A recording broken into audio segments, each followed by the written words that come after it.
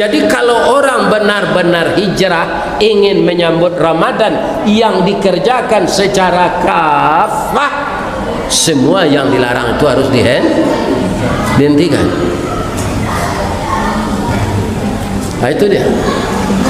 Jadi salatlah, bersedekahlah, berinfaklah, berumrahlah, berhajilah, yang dilarang Allah ditinggalkan.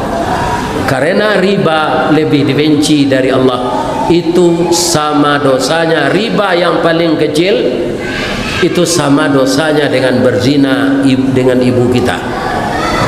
Orang makan riba tu kepala ke bawah, nanti di akhirat kaki kate parui bakile serupa kaco, isinya ulah kalau sepasan kala jengking pinyange laba makit-makit. Aku tiko Nabi Isra Mi'raj di perjalian tu di Allah siapa tu Jibril, itulah umat